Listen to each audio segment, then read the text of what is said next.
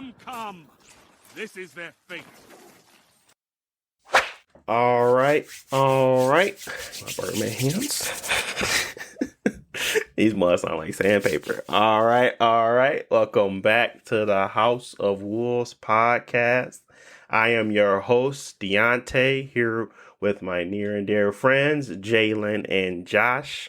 Got quite a bit of topics today. Gamescom just got wrapped, so got a lot to talk about. A lot of stuff was happening, a lot of stuff going on. PS5 on I don't know what they doing, but they going crazy. But yeah, we got a lot to talk about. But before we get started, as usual, Jalen or Josh, whoever want to go first, let the people know how you guys are doing, what's been going on. I haven't talked to you guys in a while either, so no multiverses matches, which is crazy. But yeah, what y'all been doing? Man, I heard Jalen said multiverse is trash now, so straight. He done with it. That I makes was sense. playing it the other day. That makes sense. You was playing it? I know you said the last thing I heard from you was about the battle pass being too crazy long or whatever. And then I'm like, bro, I'm not finna be sitting here playing this game all this, and I'm this high of the level, and I'm only at level 8 on this battle pass. I'm like, bro, I just got done playing for like 3 hours. I've still been playing it, but yeah, everything's straight. I'm just trying to power out here right now, so I'm just off my regular data. But yeah, man, everything cool. I got a job. I'm finna start on the 8th, so I'm finna move back to Chicago. And just really just trying to stay active. Yeah, yep. Oh, okay. So that and just trying to, stay working out and stuff like that, like I've been doing. But I've been having a lot of downtime and stuff like that. I've been trying to beat Ratchet and Clank, so. Okay. Well, and then just travel and stuff and hang out with my friends. That's pretty much it. Well, Ratchet and Clank is a lot better than Watch Dogs 2, so I commend you on that choice. You're playing Rift Apart, right? Yeah. Yeah. Okay. Yeah. They don't miss, man. I'm like, man, this game hard. Sony don't miss, baby. Yeah, they don't miss. Oh, that's the new one. Yeah, Rift Apart. He playing. But yeah. All right. Well, what about you, Josh? I've been doing a lot, just like running errands, getting stuff set up because I recently moved. And everything's been going smooth. It's just been busy all day, and I've still been having to go to work too. So haven't played much. When I do hop on, it's just like I just been hopping on random online games just to like check in, see what the season like. I jumped on Destiny the other day. Wasn't nothing really going on, but we'll see what changes Destiny got coming in the future. Yeah, Fortnite, and I tried, like we mentioned, I tried to play Multiverses, but I can't because it's not available in Japan. So it is what it is. I haven't tried the whole like setup around like VPN and everything. I might give it a try, but yeah, it just it's something you don't think about. But then you go to a different place, and now your games work differently because they're online only. So that's always something you got to think of.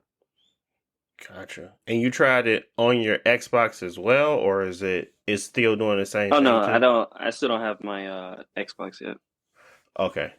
Yeah, let me know how that works, because that was like one of the bigger selling points, that they had no restrictions on how they played with games, like where you can set your Xbox and what you can where you can basically be virtually versus where it's at physically, like it's separated in two. So that was one of the bigger things that they kind of or talked about. So I would love to hear about like basically if it works, because I don't know. Yeah. I mean, I'm always at the same place. I'm location wise, so I'm not really doing anything like that. So I want to see if that actually works or not. But yeah, okay. I just got done with my mom being up here for an entire week. That was a lot of fun. We was watching Sandman, and there was one episode that really tripped her out. And it was Sandman is a Netflix special or Netflix a series essentially, and they got a lot of weird stuff in it. I ain't gonna hold you. So, but my mom likes supernatural and stuff like that, so we were watching it, and one of the episodes was dealing with like not telling lies anymore, and like what would cause people to like, what would happen if the world kind of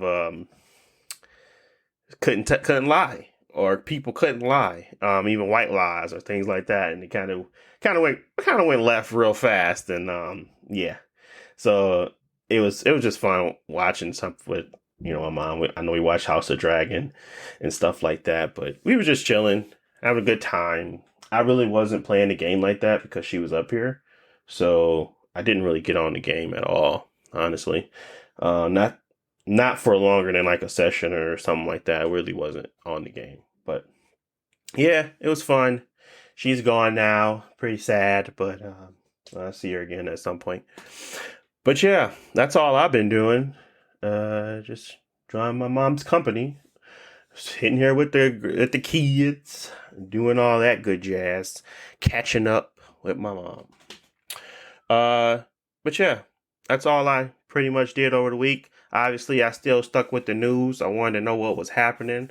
Tried to get a little bit of Gamescom and see what was happening. I tried to watch it live. It was too boring. So I cut it off, and I just went back to, what Jalen's tried and true. I'm just going to read the updates as they come and get it with whatever is interesting. So that's what I ended up doing, which was, much better and efficient, I would say. But the first thing I wanted to start with, if y'all ain't got nothing else, I kind of wanted to start with Forspoken.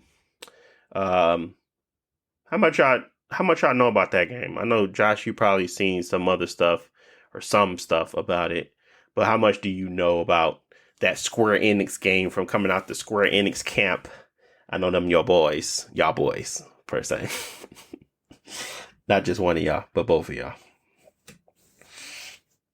Man, just to disprove your statement, I don't know much about Forspoken. I'm a Square Enix fanboy, but I don't know that the math ain't mathing right now, so I'm gonna let you have this. The math ain't mathing. I guess you're right. Well, Forspoken. Like me. Yeah, well, Forspoken is a open world-esque Assassin's Creed parkour style game where it looks like it really has a lot of fun mechanics to get around the world. It's like big and open, but it's not no civilization out in the world, so it's kind of like you just go out there to hunt and gather stuff. So more Tomb Raider-esque, but no tombs. So I don't really know what to think of it. I think the gameplay itself, they just revealed another 10-minute trailer. If you haven't got a chance to watch that, I would watch that. But it basically just gives an overview of the world because they kept getting a lot of feedback that nobody knew what the world was going to be like. Like they kept telling a story, but everybody was like, the world looks bland. What do you do in the world? So they got like the Ubisoft Classic. They got towers where you can go and expand your map and get like a viewpoint. And you can go around and do like points of interest. And that's pretty much it. I mean, I didn't see much else. You go out and do quests. The fun thing that looks really cool about the game now that I've seen that 10-minute long trailer is simply the mechanics, like how you parkour around the world. They give you like they basically give you one of those daggers that you like, Jalen, that you can teleport to, and from Final Fantasy. So it's basically some reused assets, but it's kind of in a different makeup. But they got that, and they have like the ability like high jumps and stuff like that. So you can traverse the world fairly quickly, and that looks fun. And then the gameplay itself, like the actual combat, is kind of like Devil May Cry-ish, really showy, like real showy. Like it has a lot of visuals on the screen, particle effects. It kind of makes you feel like you're doing a lot, maybe when you're not doing much. And it has like the counter system where you kind of have like, ice combat and makes people get vulnerable to that and stuff like that. So it's borrowing a lot of Final Fantasy stuff. And don't tell me you don't enjoy Final Fantasy, because I know you do. But it borrows a lot of that stuff, but it's in real time. So it kind of feels more on the Final Fantasy VII remake, but just a little bit more showy, or like, I don't know, flashy. So that's what Forspoken is. It comes out, when did this game come out? January 24th of 2023. It has a black lead, which is nice to see. She runs around with these. That's nice. She got some Chuck Taylors on. I ain't gonna hold you. They look like Chuck Taylors, but yeah. I mean, that's me describing. I ain't getting no opinion yet. But did you see much about it, Josh? I saw a little bit of the 10-minute trailer. Basically similar to what you said. It's kind of like an open world, just like game. I wasn't really clear on the quest, like you said, why you actually are going out, but it seems like just a city with a big open world. I guess it would kind of remind me of just like wandering around in Final Fantasy 15, because like you could just like stay on the road where you're going, but they want you to go out and like, Jayla and Crash is playing into the light pole. But I don't think they got dungeons, like at least those had like those like real large, 2-hour dungeons when you get out and you can't you crash into a light pole again. So at least they had dungeons, but they didn't show any like no dungeons. So I'm just trying to figure out like, what is the quest going to make the world, fun? Or is there like stuff to find and like see and explore? I know they had like custom, like, you can go to like merchants and trade in things. So when I think of these types of games, oh, go ahead. Sorry. I was just gonna say it's gonna be better if you can't crash into light poles. That's all I'm saying. But continue. Yeah, and I don't think she got no light poles. Honestly, I think what's going to be interesting is how much damage it takes if you fall and like can't get up, because like there's a lot of parkour in it, and there's a lot of like grappling sides, like the grapples, and I'm like, if that junk don't work, maybe you gotta start your puzzle jump all over again. That's gonna be annoying. But outside of that, I don't see it being like very difficult. They do have some really cool like landscape stuff where you kind of have like things built up very tall that you got to reach, but I mean that's all just teleporting and doing high jumps. They really haven't shown the big fights or any of the big secrets where you can like, okay, I'm going to be doing this. But it is Square Enix, and they made Tomb Raider, they made Final Fantasy. They're used to making games where they have some secret type of dungeons that you go in and explore. So I wouldn't expect no less. There is times where you have like these windstorms kind of where you can go into them, and they kind of are more difficult, and they have like a lot of enemies inside, and they kind of give you a lot of rewards. So maybe that is their, conceptualized dungeon, but I don't know. Before I give the an windstorm opinion, thing. Go ahead. Let y'all talk. What I would say is that a lot of the I don't know if they have dungeons, but I'm thinking about why you would be able to like teleport and move around so much. But then I saw the windstorm part, and it just looks like Destiny levels where it'd be like a lot of floating rocks, and you gotta, you out in the darkness chasing whoever, whatever hive boss or whatever. You just jumping on a lot of different platforms, fighting enemies, go to the next platform. I mean, it doesn't look bad because the movement in the game looks mostly fluid. Like you have a lot of options to get around. Whereas like in 15, you could only like you can dodge away or you can jump up on like the power line or whatever, but it didn't feel like you had full movement. Whereas this game, it gives you full movement of where you want to like dash or teleport and stuff like that. So, Yeah. yeah, I mean, you were saying you want to go on your opinion on it. Yeah, I'm gonna go on my opinion on it. So uh, what I can say is that at least it's not a last gen game. It's one of those games where it's only going to be on the PlayStation or the PC.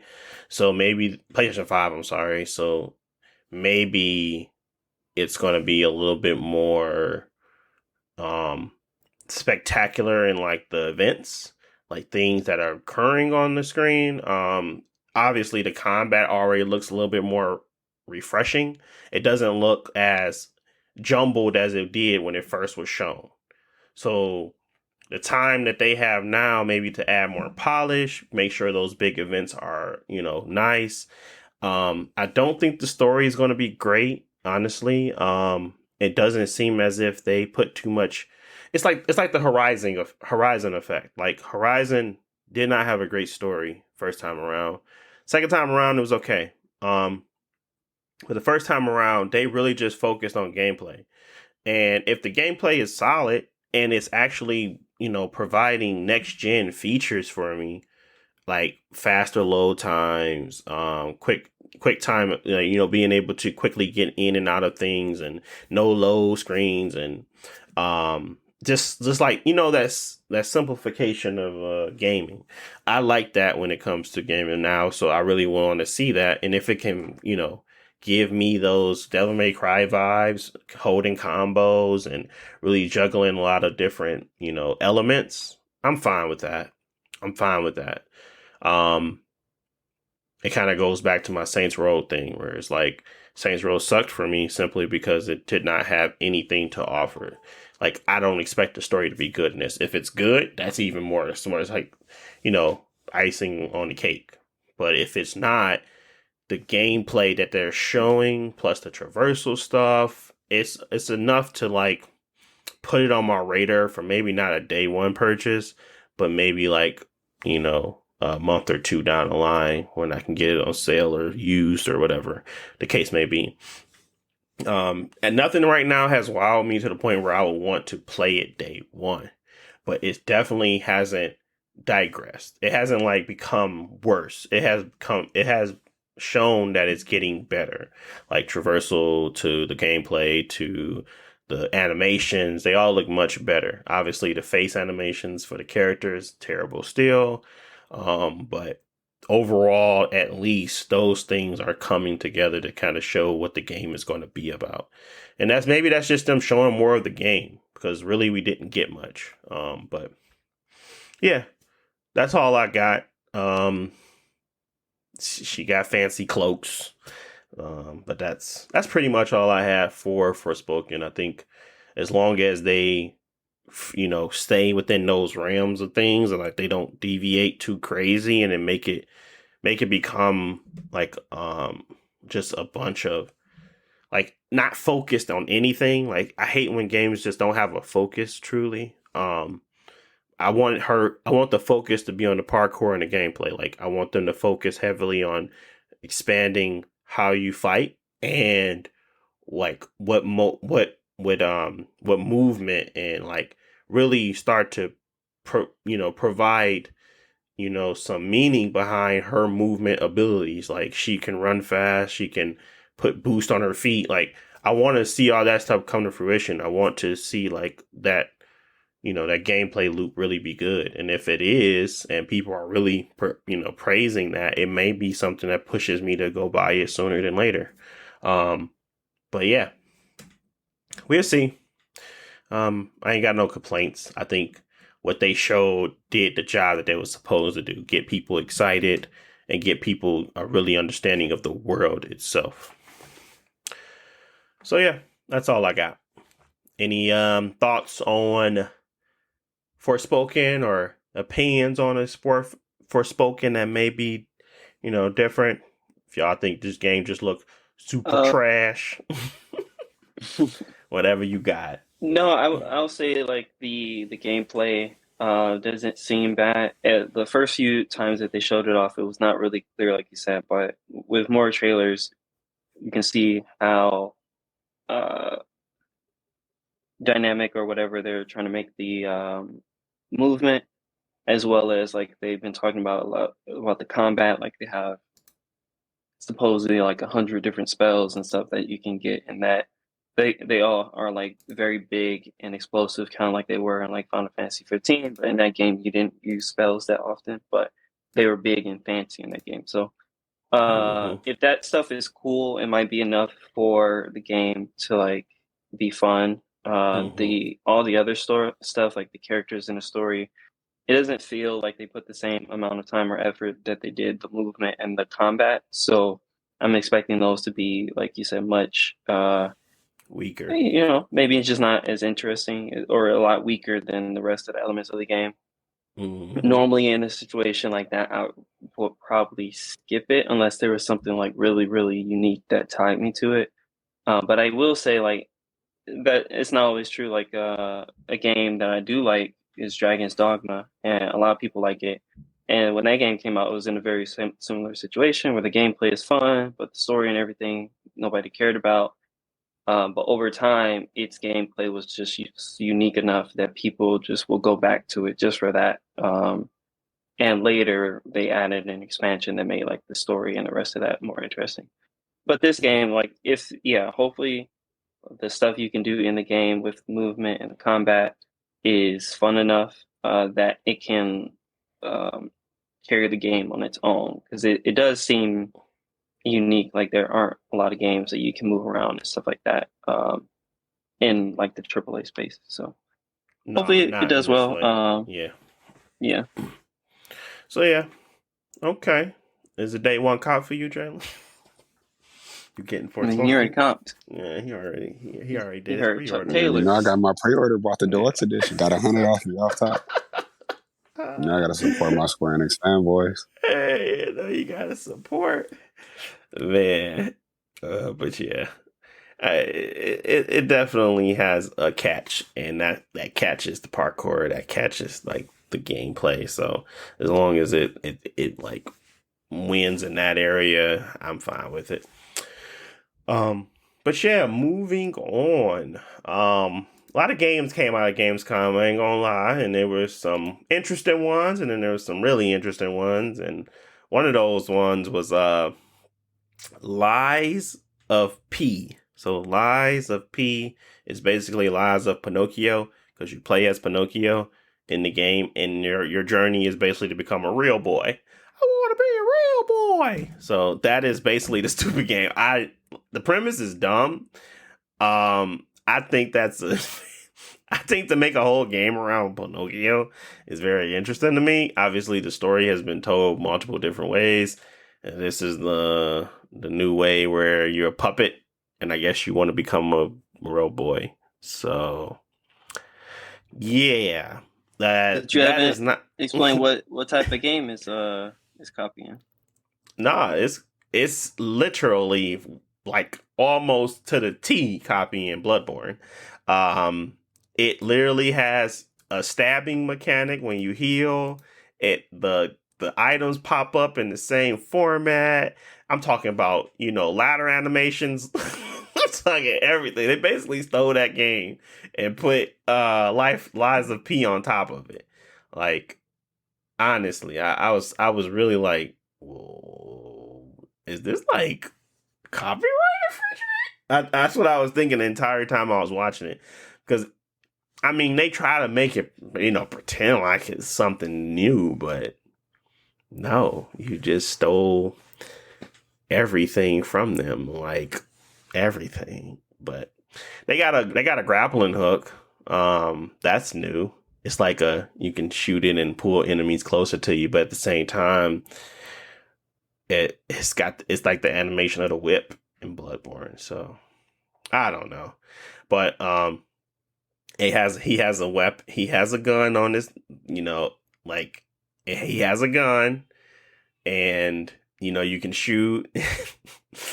Literally, they stole the game, bro. But hopefully, they do something unique to make it interesting. They had dropped like a 10-12 minute gameplay trailer, and yeah, it's basically Bloodborne, but with puppets. So I'm liking the style of it, to be honest, but y'all know I didn't like Bloodborne.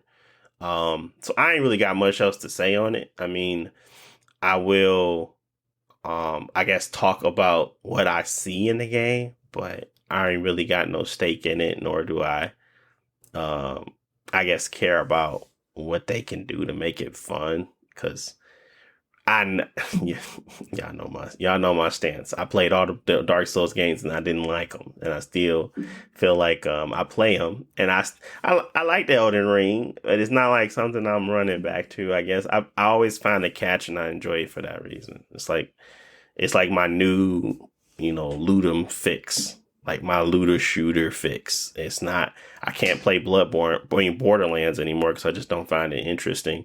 So if I gotta upgrade something and have a tangible feeling of upgrading and looting and grinding, it's in games like this now.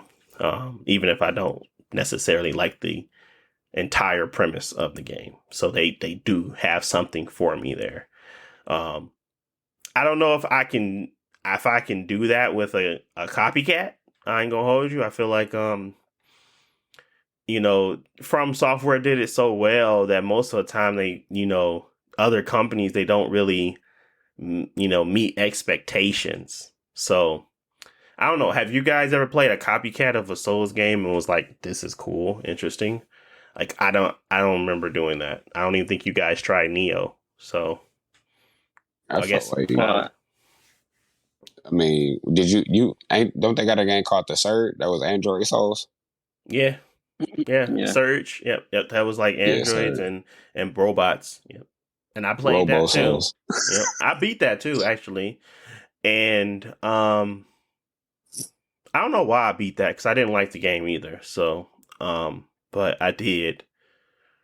I don't know. I mean, I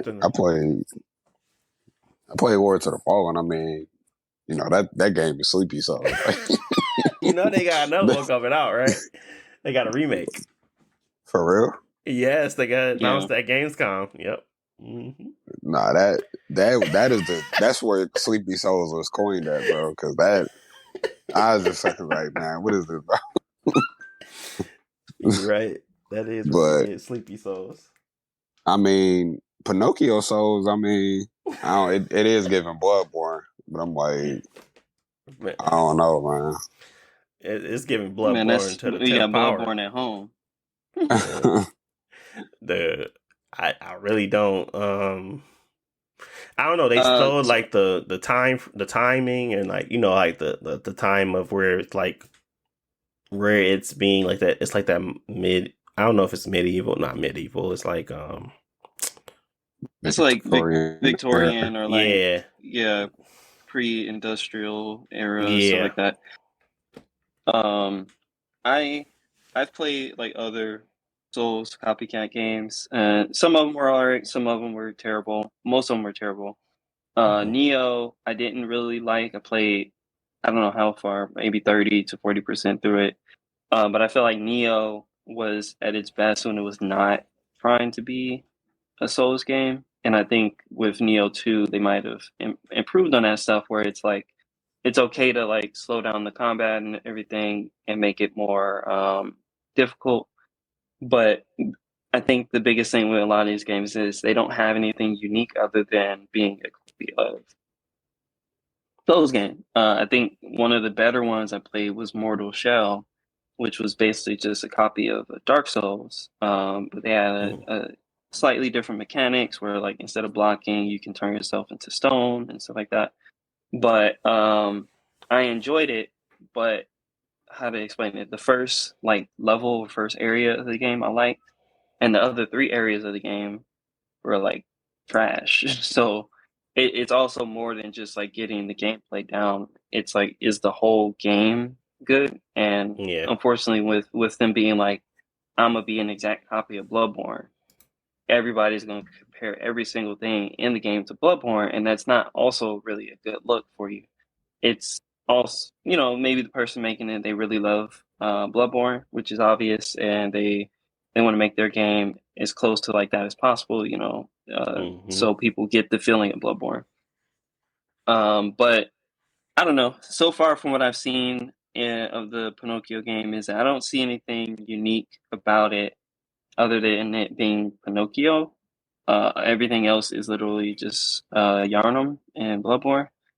And the good stuff with Bloodborne is, personally, I think it's overrated, but like Bloodborne's gameplay is fun, and then it has like a weird, unique story with like space aliens, and it has a unique setting. And it's like, can you get that same reaction out of people with your game? Like, I don't really know. I was never interested in it. I'm probably gonna skip it, but we'll see how people react to it when it's actually out. I just think that it's never a good look to just like not copy, but be so close to your inspiration that you are only compared to it unfavorably. Yeah. Yeah. I mean, people are saying that they like the idea, but it's basically a blatant, bait and switch kind of like, not bait and switch, but copycat. And I don't know. I never liked games like that. To be honest, I always wanted somebody to do something more unique, but at the same time, there's plenty of action style fighter games that I've enjoyed over the years that have copied Devil May Cry to a T. So I don't know. Were we interested in Bloodborne too? I just want to get a feel for the room, make sure I'm not talking to the wrong audience. Is there interest? I would be interested in a Bloodborne too. I don't know if I'm necessarily interested in a Bloodborne remake.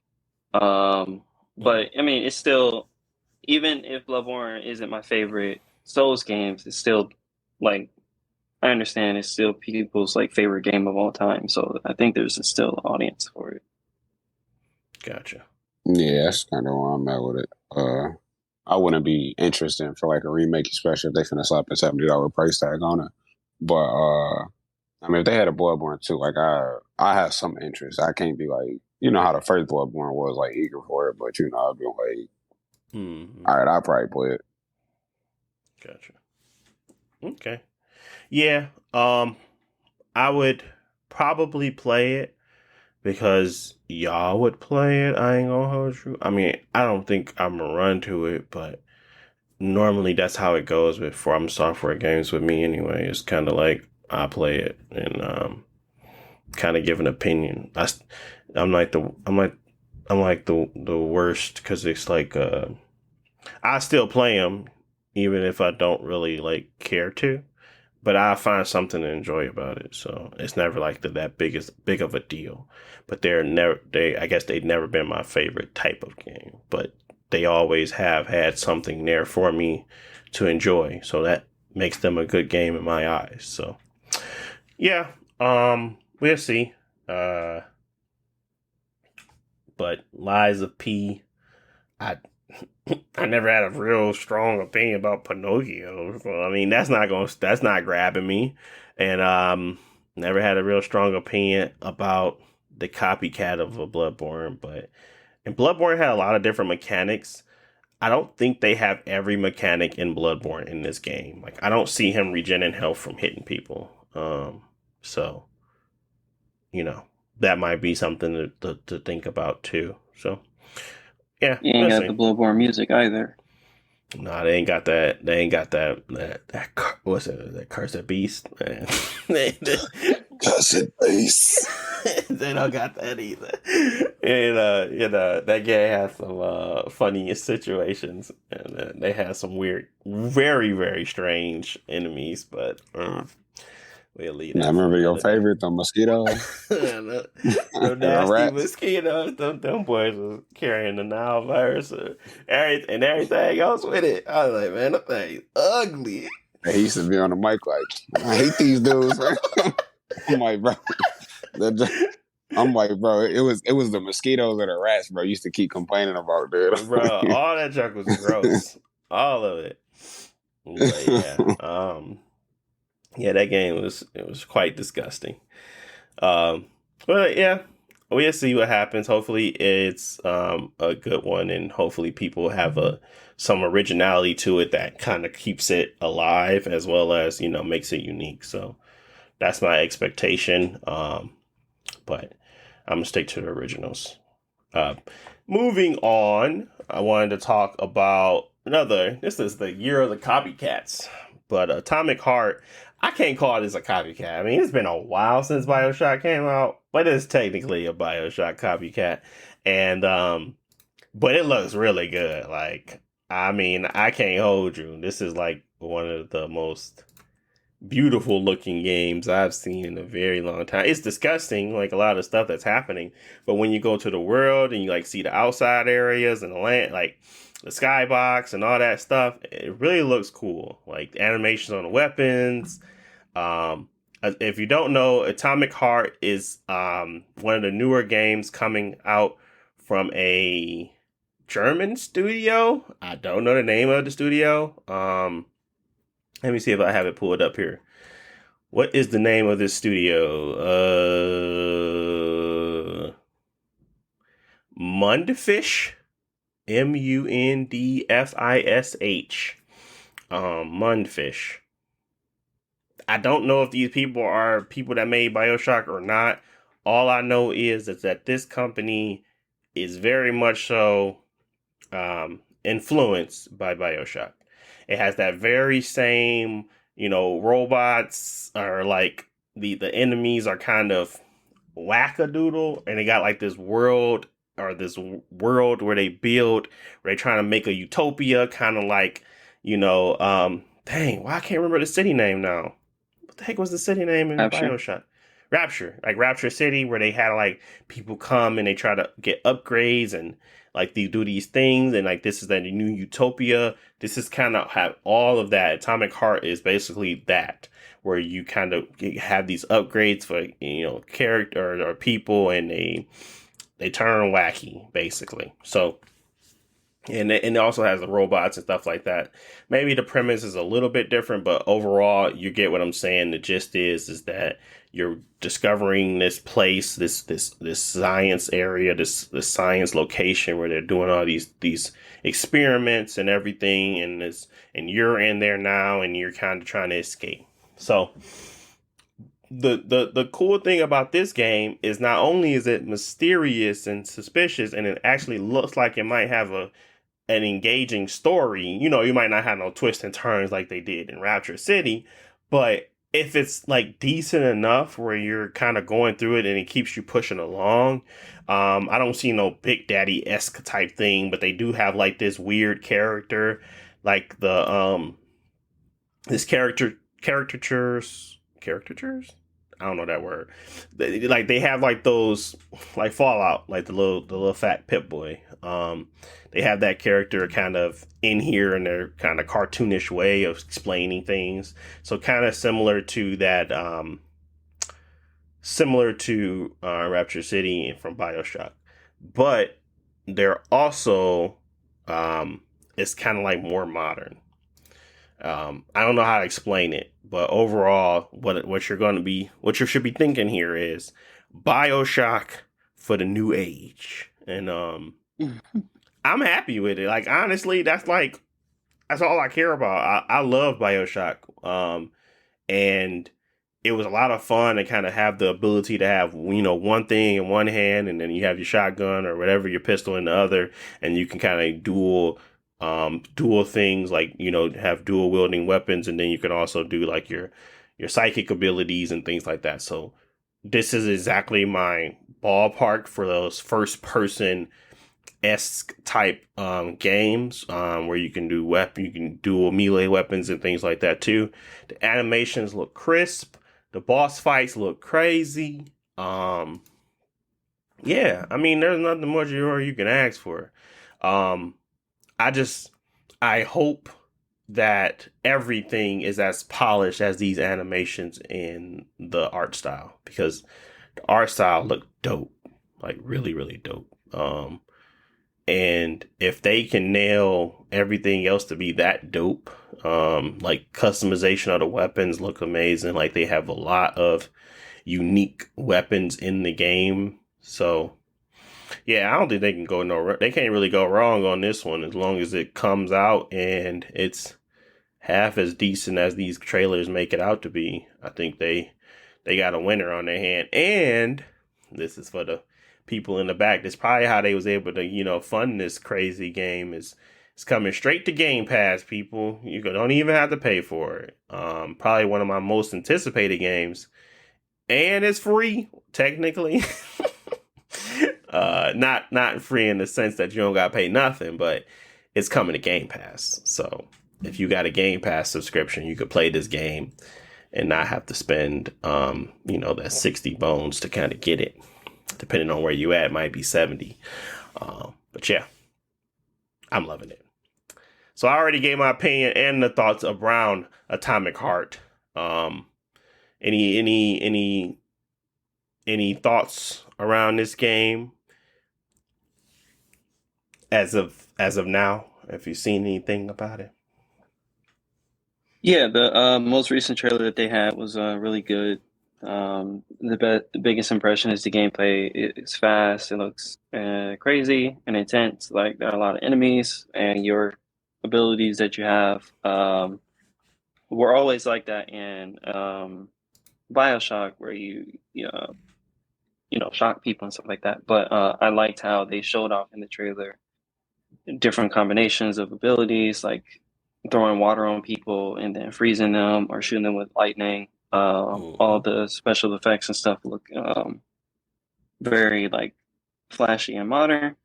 I was never really into BioShock style games. I've played a couple of them, but I've never really been that into them. But this one, at least, if the gameplay is like the trailers, where it's like very fast paced, there are a lot of enemies going on. I might be able to play it all the way through. And then there are a lot of games that are like BioShock inspired, or they would say System Shock inspired, like Prey and stuff like that. A lot of them have similar things where you have like your gun and like your other abilities, but they tend to be like very slow pace, and I usually just get bored of them. So we'll see. This game looks very fast paced. Like it's mostly all about combat. There's a little bit of looting and searching around, but there are a lot of fast moving enemies jumping up off the walls and stuff. So that seems more interesting to me. Don't know about the story, which is fine. I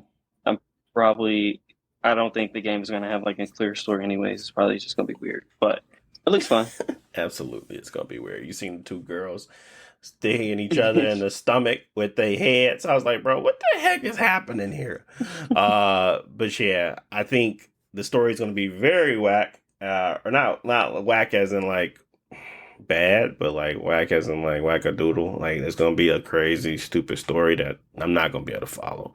But I don't care. I don't really care about that part. I care about is the fights and like these big alien monsters that's rapidly coming at you and you trying to dodge and move around and use your special weapons, and it looks super fast paced. I mean, this is like 10 times faster than anything BioShock made. So yeah, I'm super like happy with the style that it's going for, but also like the speed of the game is also really intriguing.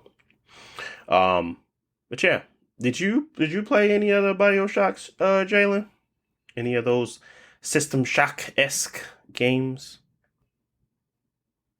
Jay Beazle? My bad. I was trying to mute my computer. No, I didn't play BioShock. I had wanted to play one of them at one point in time, but I don't know. I was younger. I was like, man, there's a lot of weird stuff going on in this game. So I'm like, man, I'm good. I pass on it. So man, you can't take that weird stuff. And the weird stuff is like, you're absolutely right. It gets a little weird in those games. So that makes sense.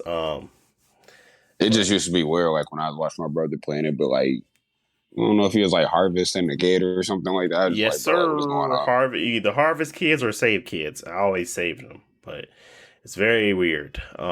you can harvest them and get like more of the atomic juice, or I forget what it's called, atom juice or whatever, to kind of get upgrades, or you can just save them and down the line they'll help you out at the end of the game, which is cool. So you always had the path of being good or bad in those games. So maybe they have an option like this in this game too.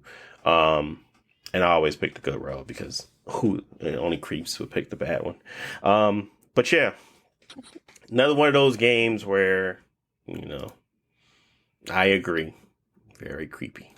But yeah, at least for me, the gameplay looks pretty fantastic. Customization looks really good.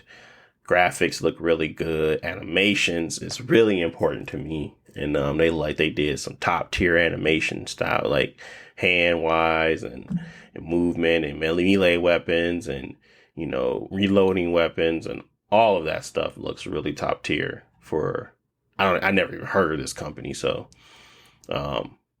I expect them to not only deliver, but it might be one of those companies that Microsoft ends up buying with this Game Pass, stuff, because they tend to do that, especially when they can deliver a good game. So we'll see. But right now it has no release date, which really sucks. But we'll wait and see, I guess. Join the Discord. Yeah, but it's munfish.com. Munfish.com. And this is the only game they've ever published, so, or about to publish, because they ain't published nothing yet. So we will see. Moving on right along, we're going to be talking about the game that made you wait. How many years was this game? I'm talking about Dead Island 2, people. The game that made you wait an eternity to actually get any new information. Like 10 years. It's been a while. And with Dying Light being Dying Light, unfortunately, I have to admit it wasn't a great game. Dying Light 2 wasn't. Dying Light 1 was good. Dying Light 2 is mediocre. But Dead Island, okay. I thought this was going to be the game that I did not anticipate, because we just had so much fun playing Dying Light 2. But unfortunately, I did not enjoy Dying Light 2 that much. Haven't even beaten it yet, which tells a lot, because that game's been out a while and it has some updates. So it helped with the frame rate and all the pixelated crap that it was happening and all the glitches. And I have yet to return to it, because simply, you only get one shot, man. You can't be trying to. I hate when I have to go back to a game because something's been broken.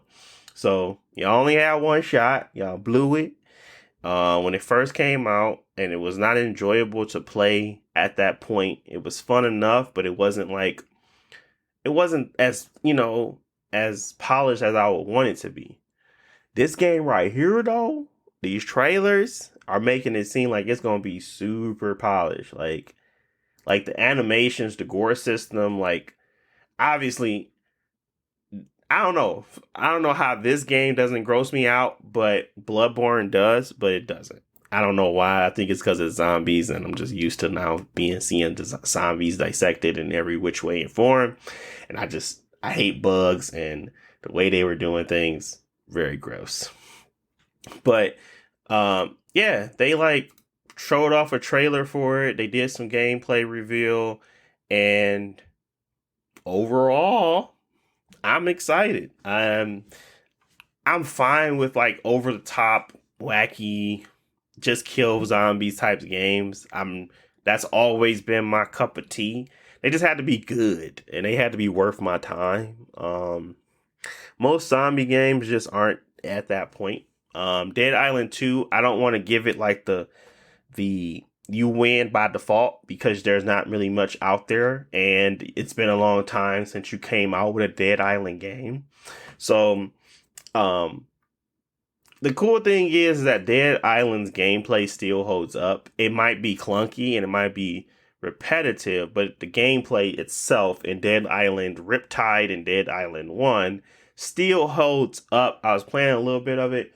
It still holds up. It's not bad. It's just not it needs that extra polish. It needs that better animations. It needs faster combat, and it needs more mobility movement. Like, I can't be running around slow like I used to. I have to have access to a weapon or to a car, to some, like, even a Segway. Like, give me something to get me moving around this world in a quicker manner and make those enemies faster. I want to be challenged not only when it comes to combat and fighting them off, but movement and moving around the map and making sure that thing and making sure I'm safe. So they didn't really, I mean, for what I could see, I didn't see much of that.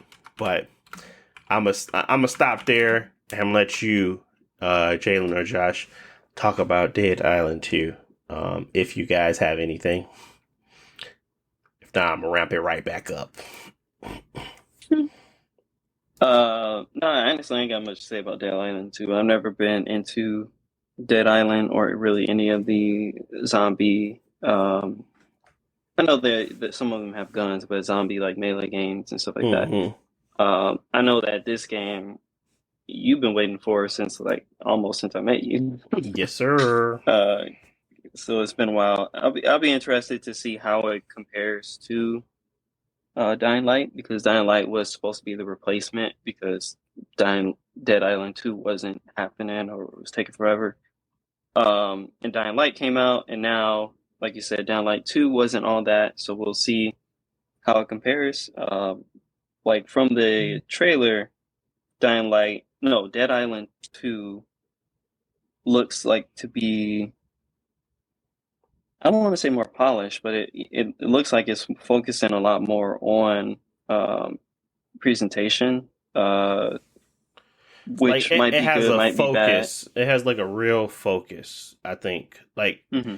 Dying Light 2 had a focus, but we know what Dead Island 2 is already based off this trailer. Like, it doesn't really need to do much outside of have, crazy characters that are very over the top in some points, and then have the ability to kill, zombies in very unique ways. And that showed off. What it didn't show off is what I was talking about. What it didn't show off is mobility, the ability to move around the map quickly. Like, everything felt still slow. Like, your animations were very polished. Your ability to kill quickly was good, but it just didn't show what I'm looking for. That leap in quality, where you kind of, not only are you fighting the enemies, but you're actually, worried about other things. That's what Dying Light 2 did. Dying Light 2 allowed me to feel like, oh, I'm fast. I can get away from things. I can get overwhelmed and I can get out of situations, but I also have the tools to do so. And it doesn't have to do that, but it just has to make sure whatever they do it to a high degree, because these aren't the games that are praised as much as they used to be. Like, they're it's a gore game. Like, I don't know. I guess when I think of gore games now, I want you to actually evolve and actually do something better than just sit and be stagnant. I would rather see Dead Island 2 do something different. And that's why I was kind of very much so into Dying Light 2, Dying Light 2, because they took the elements of Dead Island and, did something more. Dead Island 2 already looks as if it's going to be doing the same, but just with a lot more polish. And, I mean, I guess I can't be mad at that either, because as long as the game looks the part, like a next gen game, but it also gives you that fun and that crazy over the top killing ability, and like you're enjoying yourself, I guess I can't be mad. But I would love to see like better movement abilities, better cars. Like, I don't want to be, but I don't know. What do I want to do? Do I want the sandbox to be large and empty? Or do I want the sandbox to be refined and, like, consolidated to the point where every part of where you're going matters? And if you venture off too far, you could end up being in a lot of danger. Like, you're trying to go explore a house. Like, you really need to, focus on that stuff. Like, I don't know. I don't know which one I want more. I know Dying Light gave me best of both worlds, but yeah, I don't know.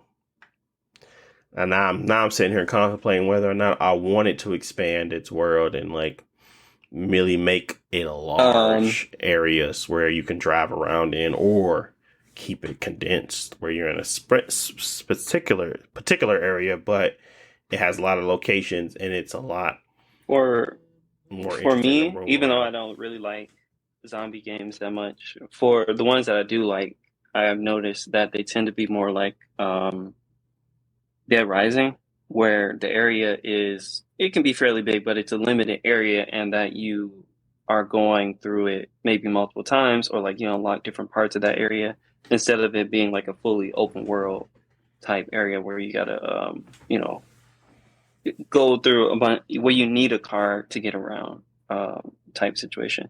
I'm okay with it being slower as long as like you can feel like you're getting stronger and you're not wasting time traversing. Mhm. Um, but that's the problem where like if the game is too big, you need a car or a hang glider to get around. Which those things are fun, but I think that if it's smaller, um, getting around shouldn't be a problem. Like Yeah. you continue to get like crazy weapons and stuff like that. Yeah. I got to think on that a little bit more. Now that I kind of came across it, because I'm thinking like, you know, that's what Cyberpunk try to do. They try to make the condensed areas fun and make it expansive, which I think they succeeded in. But then because they had that, you know, first person view, and when you got out the car, it didn't feel like you were just like in the middle of nowhere. It was always felt like you were just, it was something going on or somebody around or whatever the case may be. And I don't know if there's been like games like that where that was really successful in that type of density.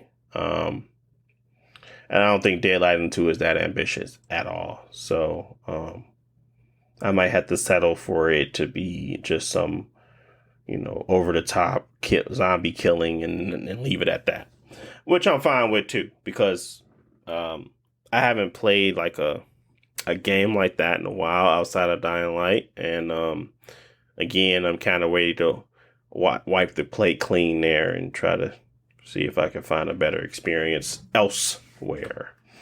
But yeah, the game comes out in February 3rd of 2023. So it's not that far away. Yeah,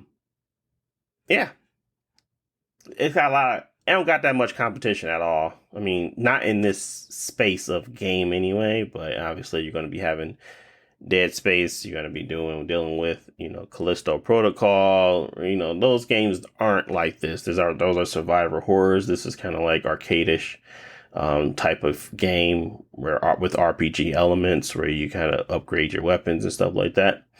But yeah, I'm excited.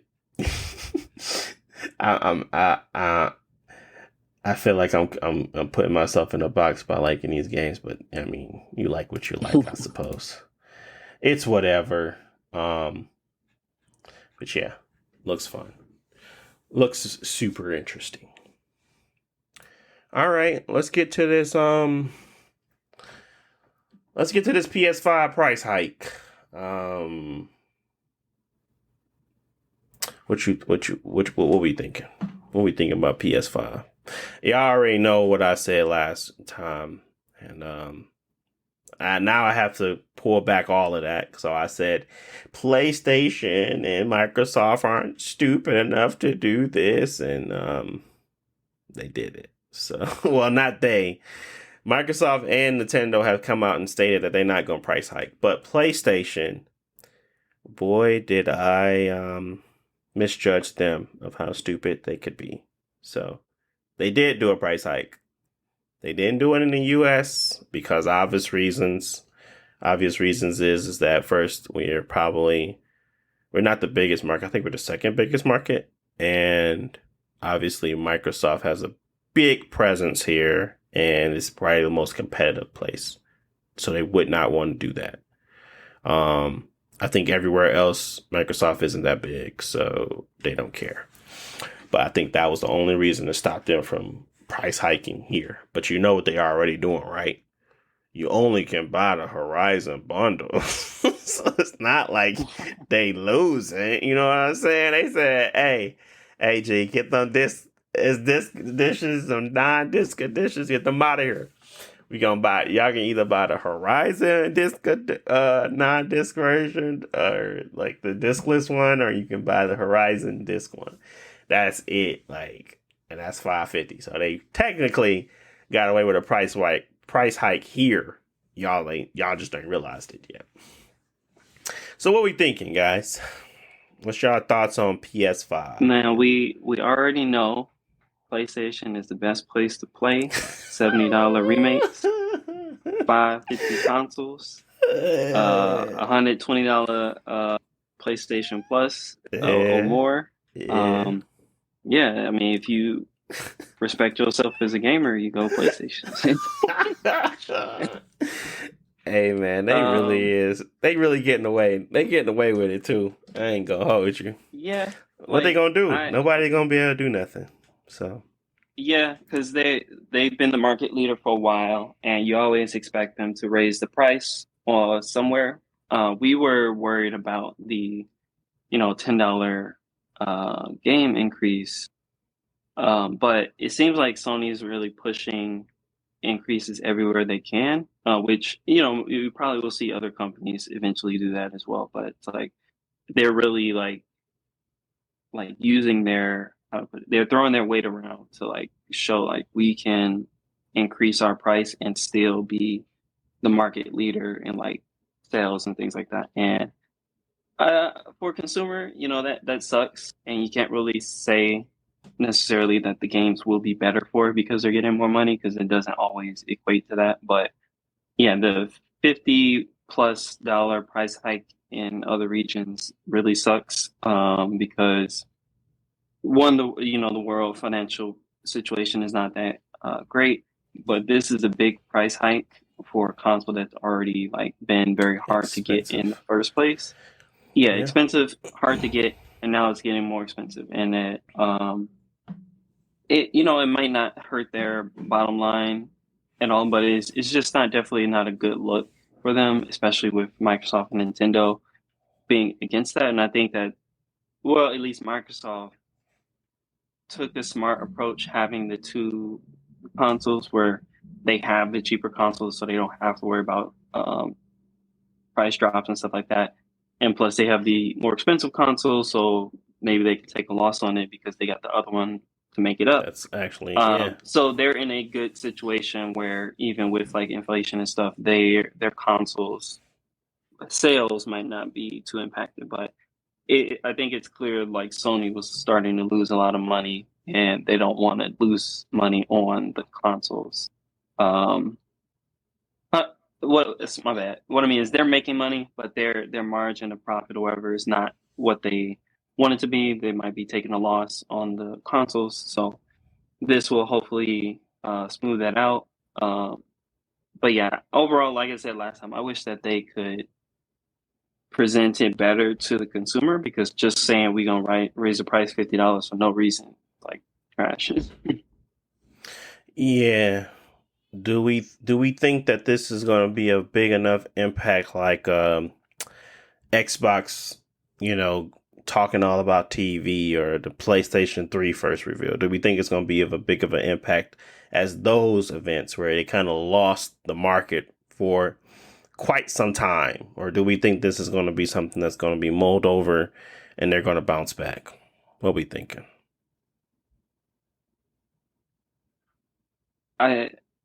My bad, Jalen, if you want to jump in. I was just gonna say, I think these are really bad looks for PlayStation, and if Xbox was in a better place, they could capitalize on it. But I don't think that they can, so it's not gonna matter, because people are already really into the PlayStation brand, and they're gonna buy The Last of Us remake and full price and be happy about it. And those people are always going to exist, but unless Xbox can offer up something as an alternative, like you ain't got to spend $550 to play, the best AAA game this year. You can do it on our system. It's not really gonna matter because that's the problem is PlayStation is basically unchallenged in like the AAA space. Mm. Yeah, I don't think it's gonna be rolled over smoothly. I don't know. I just felt like I guess PlayStation feel like they got their foot in the hole and stuff like that, so they like you said, throwing their weight around. So I think people will still continue to like support them and stuff like that. But I mean, it's just gonna be one of those things it's gonna be like a blemish in their track history, and it might manifest into something more. But yeah. Yeah. So y'all don't think it's gonna have like no? Oh, that's interesting. I would think you guys would think the opposite because what it does and what it signifies is that they don't care about the customer, right? They want they want basically that they want to recuperate everything. If it's a hardship on the world, they want the world to pay for it, not them. So it kind of deems their leadership to be company first, player second. I mean, that's always been their message, but this is like blatant, right? And then the fact that everyone else around them is now up in arms saying we're not going to do that to you guys. If we're feeling it, y'all not going to feel it. You know what I'm saying? So in my opinion, I think it's more impactful from the messaging standpoint, not the price. Like the price is fine. Like that it's like $30 here, $20 there, $50 here. It's not like terrible, but what it signals is that simply if we're bleeding, we're going to make y'all bleed. We're not going to hold that. We're not going to hold that on our own. Like there's an article that has come out about them making money off the $499 version of the PlayStation 5. Like the disc version, no, but the PlayStation 5 version with the disc-less version, no. The disc version, they were making profit off of before everything started to go crazy. So that signifies to me like, oh, we're losing money. Now we gotta charge y'all. And oh, we're gonna pretend to bundle this $50 game in here that don't cost us much to make, and it doesn't matter. Maybe y'all already even got the game, and y'all just want the PS5. So now we earn and recuperating that money in a different format. So I guess it's not necessarily the price hike itself, but it's all the signals that they send to the customer. The signals to me suggest that, yeah, we don't care. Like, we're going to make y'all pay $70 for the games because we don't care. We're going to make y'all pay double, or we're not going to switch over. We're not going to allow you guys to take a game that y'all bought on the PlayStation 4 and just upgrade it on the PS5 because we don't care. We're not going to allow you to use your peripherals from your previous versions of the system because we don't care. We know that it all works. We know that it hooks up. We just don't care. We're not going to let y'all do that. So what we want y'all to do is we want y'all to go spend extra money, and we want y'all to go do these things. So all of these small signals add up to basically what this is. And this is a continuation of blatant disrespect to the customer. So I felt like, no, it's not. Like, in the scheme of things, this isn't the biggest of deals, but overall, collectively, what they have done this entire generation, this is now their Xbox TV. This is, in my opinion, like, this is now their Xbox TV situation. This is now their PS, this is them solidifying that they're going to lose the majority. And do y'all agree or no? I think that they could eventually. Like I said, I think these are very bad PR showings for Sony, and in a normal situation, like this would be a time for Microsoft to capitalize and really show this is the better system, this is a better ecosystem. Unfortunately, like this year, I'll just speak for like only this year or even the next 12 months. Microsoft doesn't have anything to capitalize off that because right now, how to put it, PS5s have been selling out. Maybe you can get one now easily, but they're Mm-hmm. still always going to sell out. Like they're guaranteed to sell out no matter how much Sony makes.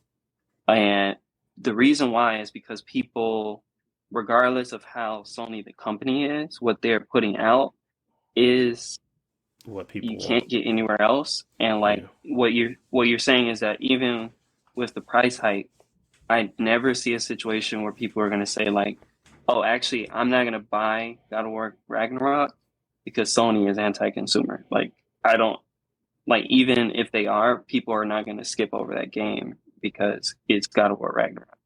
And Hmm. unfortunately, Microsoft doesn't have that situation. Like in the past, when Microsoft was like, TV, sports TV, Microsoft, they also didn't have like they had new IPs. They were okay, but like the problem was that those games were not the best games. Like Rise, Son of Rome was like mediocre. If Rise, Son of Rome was a 10 out of 10 game, then guarantee people would have eventually went back and bought their Xboxes. But like Microsoft was not putting out 10 out of 10 games, where Sony usually is close like 9, 10 out of 10 games all the time, and that's what unfortunately people care about. Because Okay. I would say like the last few years, even probably at the end of the Xbox One, Microsoft is always putting out the better product or ecosystem, but they just don't have the games to like back it up. No, I agree there. I mean, there's killer apps and then there's not killer apps, and then there's things that you just have to kind of solidify yourself as the secondary option.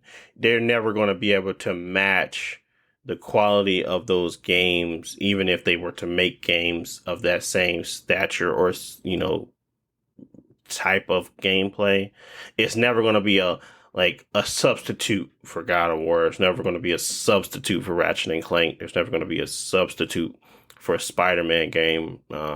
So I get what you're saying there, but these games are more and more of these games are now becoming PC adjacent. So as Mm-hmm. long as people are comfortable waiting, this could be their new option for to get into the next generation of gaming console wise. And that could be what they Yeah. do. Now, if Xbox had that killer app yesterday, like really strong showing from Xbox that people were excited about, like they lost that with Starfield. Like it was supposed to be that, but it's not anymore. So um there has to be something that they could show or provide that really allows them to kind of take it to the next level. But Mm-hmm. and again, um I agree with you. I agree that there's no way to replace those apps and those games. So it could be a situation where it's just like through under the rug. Everybody has a bad taste in their mouth, but they still at the end of the day go about and buy the console. Like I did, and I never liked the PlayStation from the previous generation. I feel like they were doing weird stuff by the end of it, and they kept doing like console exclusive stuff, and they would force people not to be able to do cross save, and I hated everything they did about everything really. And I still went ahead and moved over to the new console, and really I had the mindset of I'm not going to play any game that I want to start and like continue to play throughout my lifetime or whatever the case may be on this console. And the only thing that's stuck there now is Apex because I started it there. So, Mm-hmm. and that's kind of how I want to go about it moving forward because I know who they are. So the idea behind people now realizing how, crappy they can be, maybe that is the next person's opinion, or maybe because it's more expensive when it goes to market that now people are, feel like, well, maybe we should just get him this one because all he plays is Fortnite anyway, or all she plays is Fortnite anyway, and they want a newer console. Maybe this is the one they want to provide. But maybe Yeah. again, you can't replace those games. You can't replace them. So it's just, getting the market of people that may not care enough to kind of play them now, or maybe they'll play them down the line, and this is their counsel for the time being. Because people, I mean, it feels like it like that for us, but it's not for everyone. Like people have to make decisions based off what they can afford and what they can really what is available. So, we have the Yeah, luxury of us not being able to being that anymore because we're not in like college, we're not in high school, we don't need to deal with any of that. We can make enough money to go out and do those things. So we are looking at it from a standpoint of, well, maybe we want to buy both, but some people just have to, pick the one that's available, maybe even cheaper. Mhm. So yeah, I yeah, think like you said, it might I'm be a little probably bit gonna. more impactful than what you guys are giving it, but I agree with you a lot what you're saying about the games. Yeah, it could be. It's just, of course, too early to tell. But for me, for sure, any Sony games coming out, I'm thinking of like getting them on PC, just because like I would rather just play it on PC instead of spending all the money to get the console, in which all I'm gonna play on it is Sony exclusive games. So it's no point for me right now. Sony new scalpers. They just wanted that extra money, man. They saw everybody eating off Oh, of it. They saw, what about you, Jalen? You scalpers, got your man. Last of Us this week? Did it come out this week? $70 remake. I think it come out this week. It might come out like Thursday or something. You getting that Last of Us? But you know that game. It's on that show. That's the last podcast. Last of Us out, bro.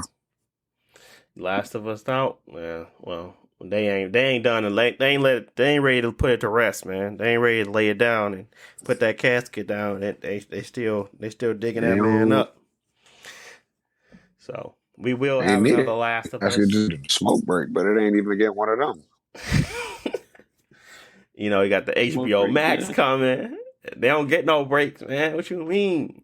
They don't get no breaks. They ain't take a break with Uncharted. They put out sure 5 didn't. games in like one in a generation and a half. Yeah, they did. They really did. Bro, just give them a smoke break. Bro, yeah, but we got 3 different break? Uncharted games. We didn't get the same game. What do you think Naughty Dog working on? They came out with one game, bro. That game been living rent free in my head for 10 years. Why? But they came out with Last of Us Part 2, like last generation. So man, that was last generation / this generation. They came out there like a year ago. Was it a year and a half? Last of Us Part 2 came out in 2020. It was like the end of 2020. Like October or something, right? This game came out in 2020, June 2020. June 2020. And the other Last of Us came out something 2012, like middle of 2012. I think it was like August or something like that. Yeah. They came out with one game over the span of 8 years, and that mug, I keep seeing that game, bro. Like, why can't I escape that game? Man, listen. Man, all I'm saying is that game deserves a smoke break, man. I'm not saying it don't. What I'm saying is... and they smoking crack if they think somebody finna pay $70 for the same game. But they gotta get with a fresh coat of paint. Yeah, this game came out in 2014, so it was quite a bit of time. What came out 2014? Last of Us the remake? Oh, this not is the remake, the remastered. Where's the original? Yeah. Oh, they came out in 2013. Oh man, No, that came on 2012, bro. It had to be 2012 because that's when I was playing it. It say June 14th of 2013. Let me see. Initial release date PS3.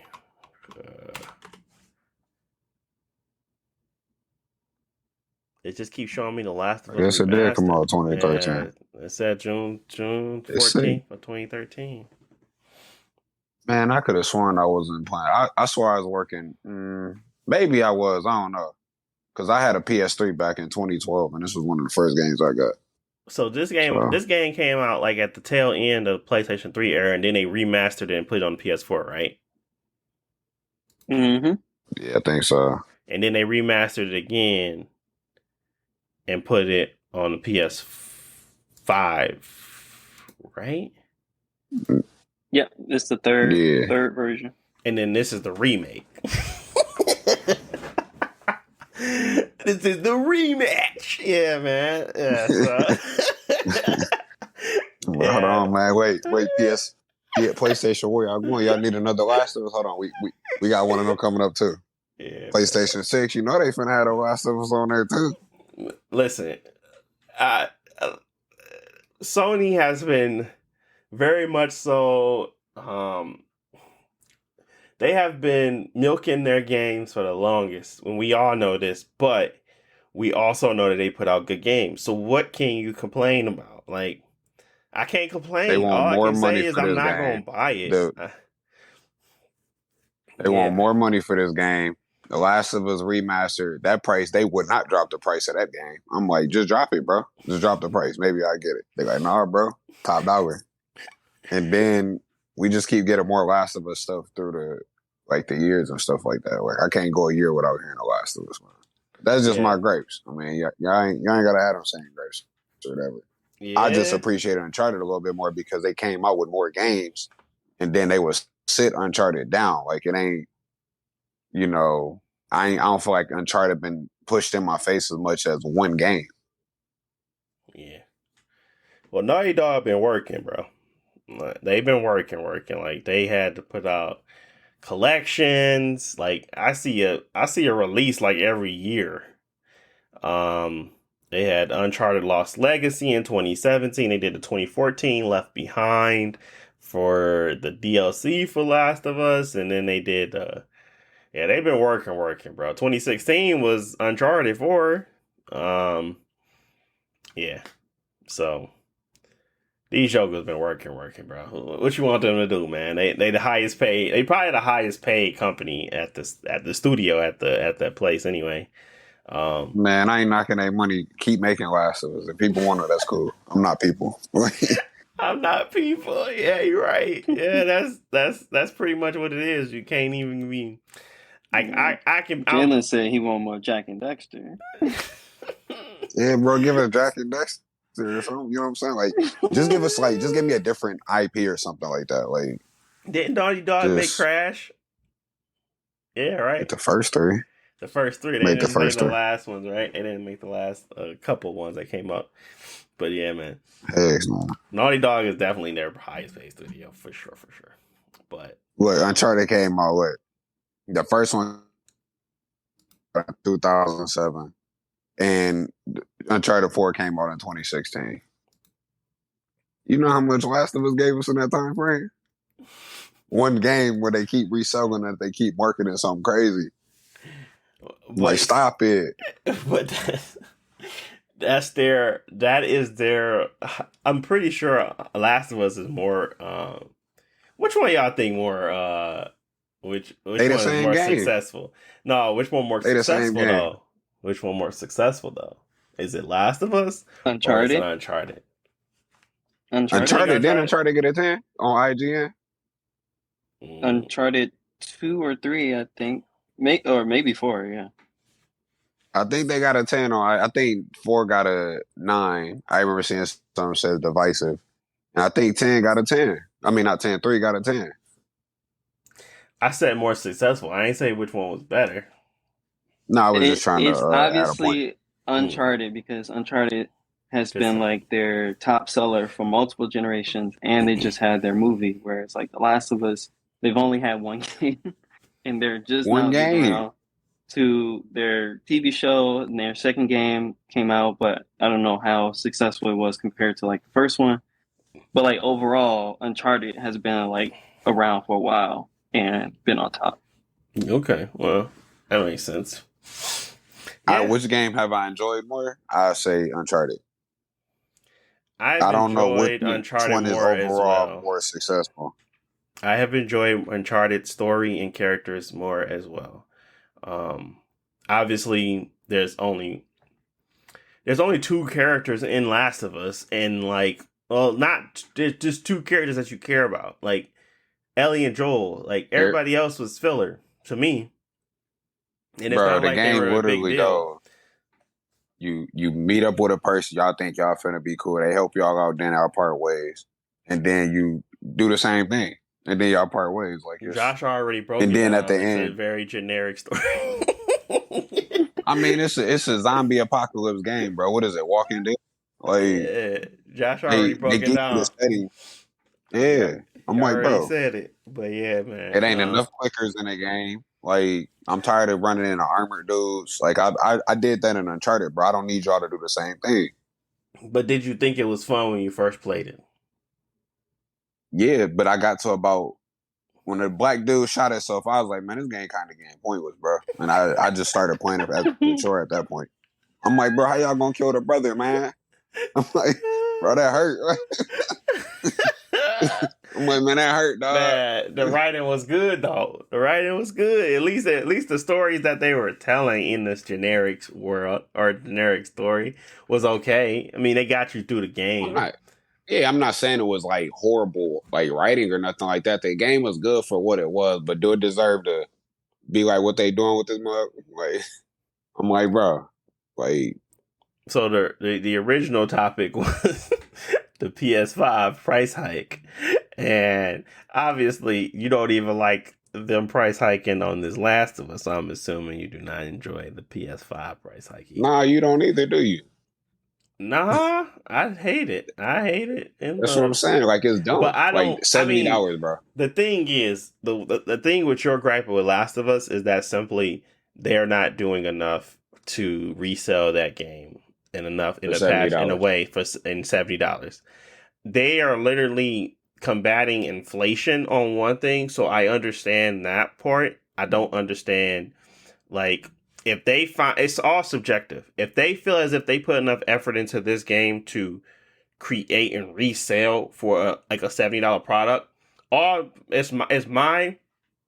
it is my decision now to determine whether or not I feel like that I'm comfortable with that price. But inflation and all that stuff, I get bothered by it because they can eat that price. They don't have to put that on us. This right here is them saying that they feel like they created a product now that's worth this amount of money. I can always say that's not true and not buy, right? But with that, if I'm going to play for this, I have to, play your game and eat your costs because you don't want to. So that's why I'm like more mad about that than this, because I don't really I don't care because I'm not gonna play it. All I can say is that I don't find you deserving of that money. I don't care that I don't think the game is tired. I definitely think it's been ran in the mud way too many times. That is tired. I guess you're right in that sense. It's tired, but I don't know. I guess I just don't hold it that. I don't think it's that big of a deal because I guess at that end of the day I can just say nope. Which I mean that already, but you just it's still like they really think they can get away with doing this again and again. But you would say the same thing. But you would have an issue with it when Nintendo does it. And I would say it's wrong when Nintendo does it. It's wrong when Sony does it, where they re-release the same game or even a game that they're charging top dollar for that does not deserve top dollar for what you did for this remaster. Yeah, I wholeheartedly say it for Nintendo though, because Nintendo is the king of it. Like they started it. Obviously, they're the ones that this is the reason why I think they can get away with it. Because Nintendo started it. I feel like I have to be more critical on the originator than the people that's copycatting. Like they are literally the originator of doing that. And they're so good at it that you don't even... I would say Last of Us is the originator of it. Because Last of Us Remaster, all they did was bump it up to 1080p. Josh, remember when the Nintendo 64 came out and then it went to the GameCube, wasn't it a lot of... No, it wasn't the GameCube. It was the GameCube going to the Wii. Didn't they do a lot of remakes from the GameCube to the Wii? I would personally say no, because the franchises I remember all had new entries. Whereas it's a new Mario Kart, new Smash, new Zelda. All those games had new versions on the Wii. So I don't remember if they did a lot of ports. I think that's... Oh, my bad. No, I mean, you can go ahead. I was just saying, from what I remember of the Wii, all those games were new that came out. I think most of the ports I remember Nintendo having, but it would be I think it could really fly under people's nose, at least my nose, is when they took a lot of the NES and SNES games and put them on Game Boy Advance. Like, I didn't realize a lot of those games were games that had previously came out that was on the Nintendo or Super Nintendo or whatever. NES and stuff, yeah. Yeah, so, I mean, but yeah, to be fair, they that's made fine. them games a little bit better, and I don't know how much NES or SNES games costed from jump. I know Game Boy Advance games are usually like $30. They were expensive. They were selling cheap games for a very high cost because it was portable. But that's fine because they're providing a new service to that game. Even though that is exactly what I'm talking about, I won't even knock them for it because they are at least providing you the option to move with it. Like, that is the portability. That is the cost of being portable. Like, you can still play those games on that. They give you the option. But there were plenty of, and I don't think I'm going crazy here, that they have remastered versions of, or HD versions of games that came out on the GameCube. Yeah, they had Zelda and stuff. That would have had to been. Swords. But they gave you like the Wind Waker. Like, when was Swords, the Wii U. when did the HD start? Wii U or Wii? Wii U. So HD came out with the Wii U. And that was 2013, right? When did the Wii U come out? End of 2012. The end of 2012. That is when they started announcing a ton of Wii games that were reused that was HD. Yeah. So I'm saying that game came out in 2013. The Last of Us. Number one, I'm not denying that Nintendo doesn't sell remakes for premium. That's not remakes, remasters, HD versions for premium. The thing is that I think that Nintendo does that, but that time period isn't correct for me because Nintendo didn't really start remaking those games until after those remakes started being popular on the other systems, like Last of Us remaster, and then all the other remasters in that generation started becoming popular, and Nintendo started to copy it. It's whereas like it's all we did is bump up the resolution. Like, I'm not saying that Nintendo doesn't do those games, but it's wrong when Nintendo does it, and it's wrong when Sony does it, and it's wrong when Microsoft does it. Absolutely. But nowadays, Nintendo is doing it and Sony is doing it, and they need to stop.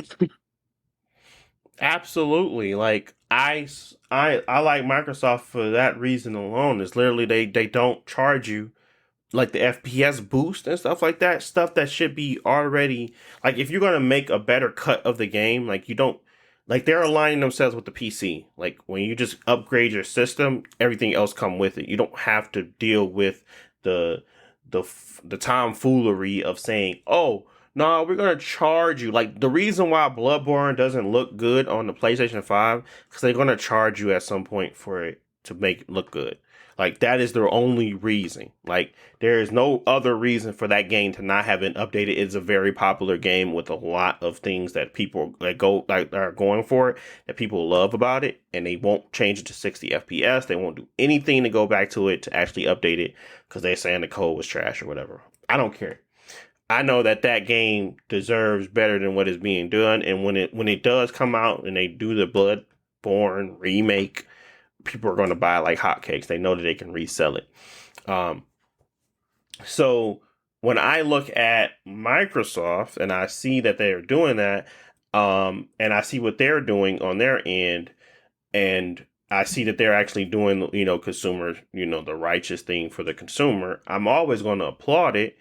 I have digressed a little, Josh, about Nintendo and their trash ability to throw out a remaster. I haven't talked about Nintendo in quite a bit because I know what they're going to do, and I don't buy their games because of simple reasons that I already either played it or I know what it's about. Like, last time we talked about Splatoon, I ain't bring out nothing about the remasters, I mean, I just have to get used to this is what their tactic is because they don't care. Like, and I don't care now to say that they justify the price at all. So regardless of what they do, I'm never going to buy a game that's been remade or in a way it feels like it's reused assets.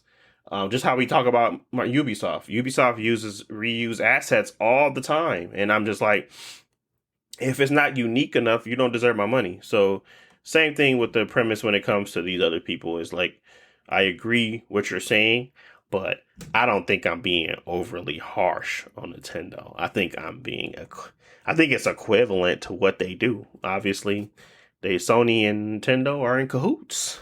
They both do the same thing. But I think I mean, they used to be part of the same company, didn't they? I don't And know. like somebody They split from or had something a like that. project together, and then yeah, Sony split off. I did not know that.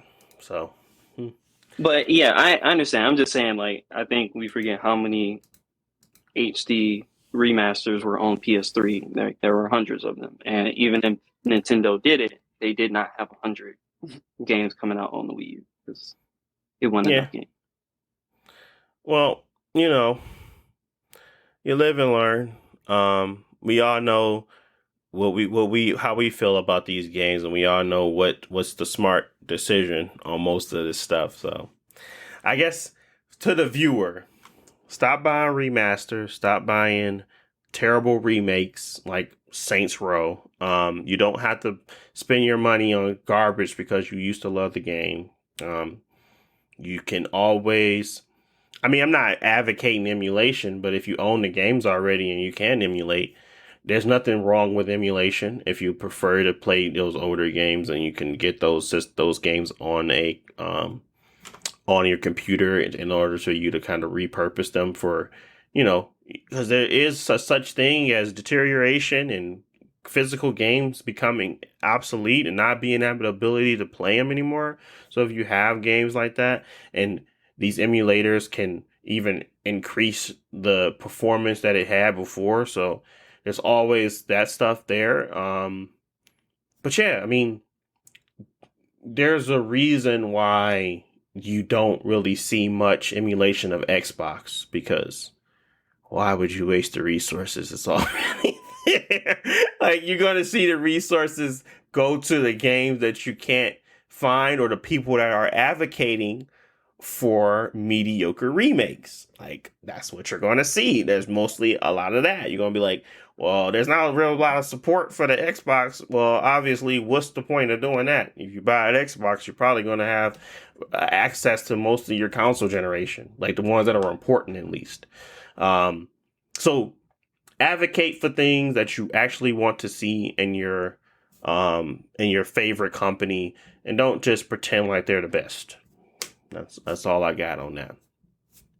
But moving on, because I don't want to spend too much time on that, I wanted to talk about Amazon not buying EA, but just posing the question, should they? This is a lot of business talk. Honestly, this is not really a lot of gaming information here. I just think that if Amazon bought EA, and this is my statement here, but then we can move to someone else. But my statement is simply, if Amazon bought EA, nothing would actually change. They're for profit as normal, and all we would see is a different name on top of the games. That's it. So I don't think Amazon would do much to help the situation. They would just buy it for the profit. EA Madden will still be trash. Apex Legends will still have the craziest of the expensive microtransactions. This Titanfall still wouldn't come out. They're not real allocating, money. That doesn't, like, literally the company being bought by Amazon does nothing for me. That's not a gaming company in any right. So I don't see that being a winning situation. Like Bungie getting bought by Sony, that's a winning situation. But there's nothing here. So it's not a very long topic, but I wanted to kind of talk about it. What's your guys' thoughts on Amazon potentially ever buying EA, Electronic Arts, in its entirety? The trash Battlefield 2042, EA Madden, FIFA, all that garbage under one umbrella, focusing on the Amazon. What y'all think? I think, of course, it would be a plus for Amazon because they would get like real dedicated game studios. Amazon games, their games that they've come out with have been okay. I think like they found some audience, but they haven't been big hits. If they bought EA, it could be good for EA, only in the sense that EA has always been like a terribly managed like company. And, like somehow their games just keep getting worse over time. Mhm.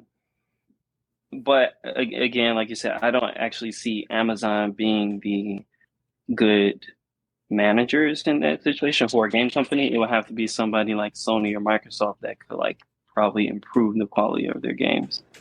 So yeah, if Amazon bought them, I don't see them changing. We'll just see more FIFA, more loot boxes, more microtransactions, because Amazon at the end of the day want to make a profit off their purchase, and EA is all about profit. Yeah. Yeah, I agree. I don't think it's gonna help anything like quality wise or the Maddens and all that type of stuff. I don't think it's gonna do much anything personally. I don't see them being the one that's going to be able to fix the current ongoing issue that they have. So Yeah, I think EA has dug themselves into. I really don't respect any of the bigger companies right now. Like I really don't. I don't respect Activision. I don't respect EA. I don't respect Ubisoft. I don't find them to be enjoyable companies anymore. I don't find them to have amazing quality games anymore. And there's a lot. It's hard to have a bunch of bangers. I'm not saying that's what I'm looking for. I'm saying is appreciation of the gamer and appreciation of people's time and appreciation of how to innovate. Everybody is out for profit. This is it's like probably the worst time in gaming when it comes to like uniqueness. There's not much uniqueness anymore. There's a lot of the same and a lot of the same type of monetization tactics. Everybody out for profit, bro. I mean, there really isn't much else to say. You get something worthwhile and you run into the ground with microtransactions. If you never had a game that I mean, I could be writing their memos. If you don't have a game that people have stopped buying because of lack of polish and quality, then don't do nothing to change that. Continue to make the same game. That is their memo for EA, Madden, FIFA. That's the memo. And then they have games like, Apex Legends. If things are broken and crossplay is very expensive to add and people are still buying skins, don't do nothing to make the game better. Just continue to keep status quo because we need that money. We don't need to be spending money to do things that's going to be very expensive to make the quality of the game better because at the end of the day, it's a free-to-play game. That is the direct memos that probably went out to all of their free-to-play games, and that's the direct memo that goes out to their kind of pay for entry games. And then they have their obviously King, which I think King that's EA, right? King is under EA, the mobile. No, I think it's Activision because Microsoft bought them. You're right. It's King. King is under Activision. EA has a freaking platform or did they buy, or did they just have their own EA, public arts? I think EA Publishing. I'm not sure, but I know they have the same thing for the microtransactions, and it's very similar in that regard. Like they don't care. So, I don't think anything would happen that would change this. I really don't like what. I can't say I don't like what Microsoft did because it kind of gave the window for people to say, "Hey." Knock on doors and say, "Hey, do you want to sell?" Because we need a strong position in the gaming community because it's a lot of profit there, and we could see it continuously growing, and we want in. I don't like the precedent that they set, but it's whatever at this point. Like you can't really change it. Like there's too much money running around here. Everything is a bigger play. Don't think you understand anything because you don't. You gotta have billions and billions of dollars to really understand what's at play here. Us peons ain't gonna really figure it out. But what we know is that bottom line, it ain't to help you. So just don't think it is. It's not to help you. It's to help them. So as long as you got that, you can't get played. But whatever. I don't think this is. I don't know. I don't even think this is. It's just not. It doesn't really help anything. These companies are very much so killing creativity and just expanding on their network of, like these games have become like them slumlord apartments. Yeah, you gotta take everything that's bad with it, because even though you like the concept of the game, there's plenty of things that they're going to throw at it to make it terrible for you. And maybe you like the area, but your shower works only once or twice every week. Maybe you enjoy, the amenities, but half the time they filled with other people being in it because they don't got enough servers. Like stupid stuff like that. Like, you know what you're getting when these games, like nothing has been perfect that has come out in the last 5 years. Like, I haven't found a perfect game yet. God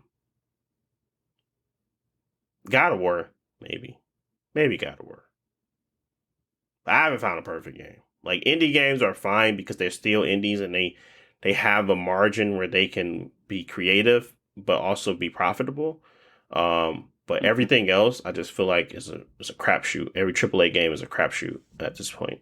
There's not really a fantastic game, and they can pretend that all they want that games are fantastic, but if you gotta deal with an ecosystem that's trash, like even when you got a super high and fun game, I mean, it's still sitting on Nintendo platforms, and they don't do party chat.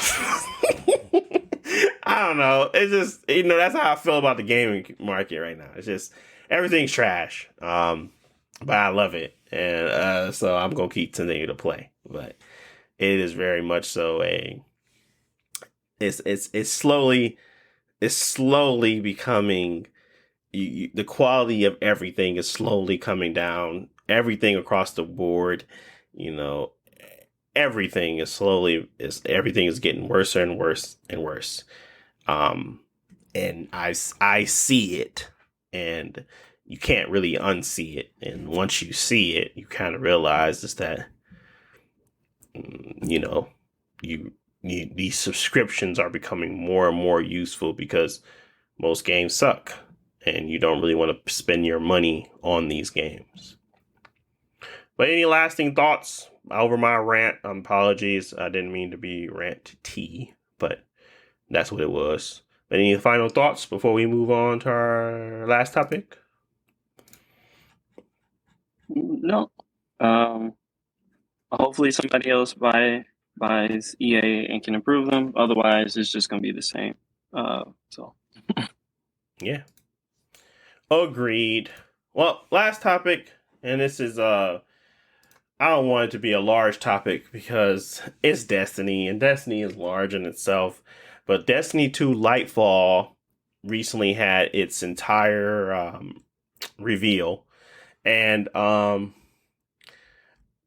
have to be truthful. I liked it. I thought I had a lot of cool moments, a lot of cool things that was happening, and they always do a good job of making it feel like they trying, right? And then when you get into it and you really start playing it again, you're like, oh my God, this game is overwhelming, repetitive, and this gunplay ain't gonna save it. But they do a lot of things that kind of made me interested in it. I don't know what's up with this character design, the Lightfall guy with this unibrow. It's so weird, but it's an alien force that's, I don't even remember the name, but it's like this is what sold me. Let me start there. What sold me is the actual city and you have a grapple hook. Everybody wants to throw a grapple hook in that game, but everybody has a grapple hook. And I said, man, will that make parkour in this game easier? But then I thought about it and I was like, wait, Destiny gravity sucks. So you want me to get in the air more? So I was thinking about it. And I was like, the amount of times I slid off an edge because of momentum or hit a rock, I was like, I don't know how excited I am about it. But, you know, with the mantling ability and like everything, having a grapple hook may be fun. And you can like explore a metropolis and they actually have cool things to do in the game, like in the actual areas where you're running around. I guess it just kind of opened up a large. The grapple hook changes a lot about the game if it's implemented well, but you literally don't have to have a attachment to go to. You're pulling it out of thin air, so you can literally jump in any direction and it will pull you. So how is that not going to be fun? And yeah, that's what sold me on it. Like everything else, it was like icing on the cake. It was like I didn't care. Like they were going to be doing a lot of things with how they're trying to bring the LFG group inside of Destiny, which is a long time coming because I really didn't like going on their app and trying to party up with people. It was very boring, and most of the time people weren't going to be there, or they weren't going to be there for your type of event. So looking for groups inside of the game may help in keeping everything minimized and working properly. So, or at least where you can find stuff quickly. But yeah, that's my thoughts on Lightfall. And there's a lot else that was revealed, but really it was the Strand subclass, which is a very brand new subclass outside of Arc, you know, Solar and Void. And then they had like the release date, the story, and they had a bunch of things that they were bringing in, like the journey of a new person coming into the game, like walking you through a lot of the stuff, the mechanics, to kind of get people being able to it basically has the problem that Final Fantasy 14 has now. Like they're trying to solve for that, but I don't think it's no solving that. It's too big. Like there's just too much going on. There's too much stuff that already happened. There's too many storylines they're trying to hold tight, and the game is way too expansive. So they're trying to create a journey that every new character or new player goes on that will allow them to get introduced to everything. It's like a checklist, right? And I just think it's a little too late, honestly. But when would you not? If you're going to put that type of thing into the game, you're going to do it when you're bringing in your LFG and you're bringing in a pretty cool subclass that you gives you a grappling hook. So if there's any time for them to do it, it'll be this time. But Lightfall, yeah. What did y'all see anything about Lightfall? I know Destiny 2 is probably on the farthest ends of your radar, but did you convince yourself to look? That's my question. Yeah, I saw they had some Fortnite stuff. It was tight. might jump back in. Not the Fortnite stuff. I forgot all about that. Yeah, they got Fortnite. But stuff yeah, too. I watched the trailer and stuff. I just don't have any feelings about the new expansion because, like, for me, one, I've been out of the game for a long time, so just showing the stuff in the trailer doesn't actually do anything because it's just pretty much just like, hey, more Destiny, new area, new weapons, new stuff. I guess I will have to. I want to jump back in and just like get a feel about where the game is at because I don't know how the game is being received right now. It seems obviously positive because people still play it, but also I know that they go through a lot of periods where they're trying to fix stuff, and I know that they recently announced that they're no longer vaulting because it didn't have like a positive impact on the game or whatever. Yep. So yeah, Destiny is always in a weird place for me where it requires a lot of research to even understand where it is. Hopefully it gets to a point where I can just jump in and just find a playlist that I like to play and just do it. Yeah, I found We'll myself see. wanting to play a strike, and I said, let me just play a strike and see if they have like a cool new strike out. Because I was like, I don't really feel like playing PvP because I'm not used to it anymore, and I don't really want to play against stuff I haven't seen before right now. Like everything is probably brand new. All of the I haven't played since all of the subclasses have been revamped. So I haven't played in a very long time. So I have no idea what I'm getting myself into when I jump into the Crucible because I don't know. I haven't seen anything. So I was like, let me just play a few strikes. And then I just couldn't muster up to hit the play button. I was just like, I gotta play a strike. So do I gotta like figure out what I'm gonna be using? Does it matter? Do I have enough armor to get through the strike? And I was just like, bruh, I don't feel like it. But then I seen that they gave you, like they boosted everybody. If you go to like the helm or whatever, they boosted everyone to have like 1540, I believe. That's the light level. And I think the regular strike stuff is very small. So I was going to do that, but then I didn't have the materials to infuse all of the things that they gave me into the stuff that I already have upgraded. So I just got irritated again. And I was just like, this is a job. And I hate that it feels that way because I want to interact with some of the mechanics and things. I'm just lazy at this point, or I just don't want to give it enough time. There's not like Uber's amount of time to go and get like, I think you can still buy them from the gunsmith, those armor cores or whatever they're called, in order for you to upgrade your armor. But I don't know, and I didn't feel like going to the tower. So I just quit. You know, I just got off. I said I don't want to do it, and I might jump back on it. But it did the same thing I did before. It overwhelmed me, and I was like, I don't really want to do this right now.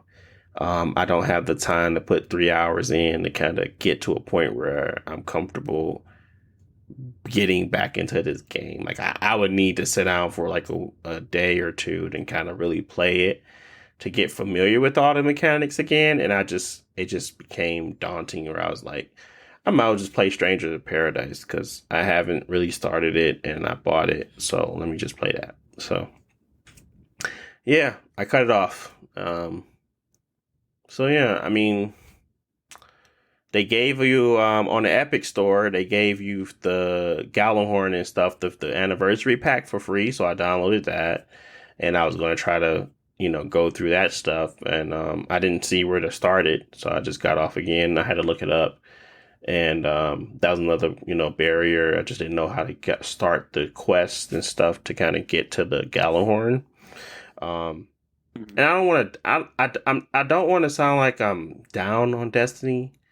I just know that it's not for. It's starting to become very much so obvious that it's not for me anymore.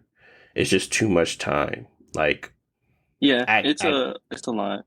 Yeah, I get how you can. What I don't get is how you can go back to Final Fantasy 14 like often and replay. But I think you just have to have a liking to the game enough to kind of jump, because I don't think the mechanics change that often in Final Fantasy 14, do they? No, they usually do it maybe like once a year, like maybe there might be a big change or something like that. But the thing about Final Fantasy 14 is that I'm not jumping into like random content. I'm just jumping into new content. So I don't have to worry about like getting bored or playing a strike because I'm playing all new content every time I jump in. Whereas Destiny, their model is that they want you to go through multiple things for different reasons. Like you want to get the pinnacle reward. End up playing old stuff that you already seen. Yeah, and a lot of the content in Final Fantasy 14, there's no reason to go back to it unless you want to farm it for loot. But like I was saying, Destiny is kind of built around the loop is like you're going through, I'm going to play the Nightfall, or not the Nightfall, not a good example. Anyways, I'm going to play a strike, multiple strikes today. I'm going to play 8 strikes today so I can complete bounties. I can get different rewards, blah, blah, blah, blah. You don't have to do that in Final Fantasy 14. You can play the content that's old, or you can play the new content, or you can jump into like only boss fights or just stick to the story and stuff. So for me, it's just clear if I don't want to do this stuff, I don't have to do it. But every time I turn on Destiny, it's like because Epic also gave out all the expansions. If you play it on the Epic Store, you can have all the Destiny content, except for maybe like the Battle Pass. But like with that, it's like every time I turn it on, like somebody want me to play a mission, like the Gambit dude put me in the quest. I'm like, I don't even know what this quest is, and I wish this game would just stop forcing me into something and just let me figure out what's going on in the game. But it's just so much stuff in Destiny. I don't think that it's easily organized or like consumable for players who've been away from a long time. Yeah, and that's like Final Fantasy 14. It's like Mm-hmm. if you wanna play the new stuff, it's easy. It's you haven't played in 2 years. What's the first thing you do? Play the story, and like they'll go across everything else. And that's what they're kind of doing with the story mode now. It's like if you play the legendary mode, you will at the end of the day get to the soft cap of the game, which is nice. But at the end of the day, once you're done with that story, you're just back to one strike, wait for the raid, do all your activities to get to the point. Like, I don't want to jump back in the game just to play your story and that's it. Like if I'm no longer engaged enough to want to do the raid, you don't have like fun dungeons, and I don't have friends to play with like that play this game anymore. It's like it becomes really daunting and it becomes really hard to play and get and enjoy it. Like, this is a social game at the core of it, and it's like, if you're not being social on this game, what's the point? Just because you like the gameplay? Nah, man. You got to get some friends, G. That's pretty much what it is. I feel like if I had people dedicated to the game, I could probably still try to jump in, but I'm so now accustomed to like being able to do things on my own and like start things and finish it on my own that I don't really find the enjoyment in calling a friend to finish something that I feel like I should finish on my own. And I'm totally fine with them doing that type of gameplay because we need this type of game in this world. We need this type of game to exist. I don't want them to make this game into their non-social game. I just want to see what Bungie does next. If they kind of give you more Destiny next time they come out, I'm just going to be disappointed. But if they provide a single player focused, enjoyable IP, which I think right now that game is not shaping up to be that. But if they have the ability to kind of on the ground, off the ground running, that this is going to be something like a single player or a co-op if necessary, not needed, but if wanted type of situation, I think I can, jump into that and have a good time with a good story, because they build really good worlds. I just don't want to have to explore it with people. I guess I would rather explore it on my own. And the story mode can do that for you sometimes, but we'll see. Overall, what they showed mechanic wise and the things that they're actually changing. And I just love the fact that when I jumped into Destiny, everything worked. Like, I don't feel like I was stuck on a loading screen. Like, I'm so used to Apex trash now that I just got accustomed to waiting on the screen for more than half a second, or waiting to get kicked out and having to jump out and jump back in. Like, Apex servers are trash. I love when I can see a company put the time and the effort in to make their systems work well.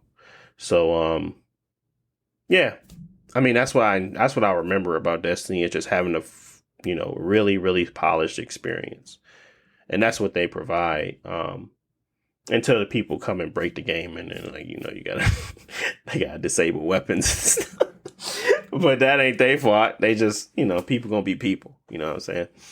But yeah, I can give it the benefit of the doubt. I don't remember if I even bought Witch Queen, but for some reason it said I own it. So I was like, And they said I own it on the Xbox. So I was like, did I buy Witch Queen and never play it?